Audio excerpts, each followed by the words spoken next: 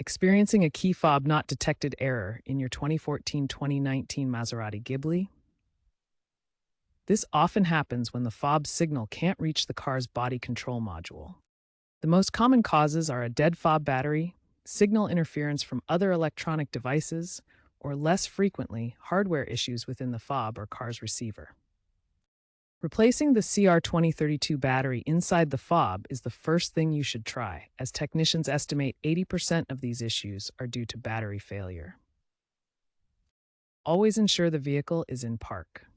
If battery replacement doesn't work or you need to start immediately, use the emergency mechanical key hidden inside the fob to unlock the door. For push-button start models, hold the fob close to the start button and press it while applying the brake. This may allow the car to detect the fob's transponder and start. If problems persist, take your Ghibli to a Maserati dealer for reprogramming of the vehicle's immobilizer system, especially for 2015-2017 models covered by the 2024 recall. Always consult your owner's manual for model-specific instructions.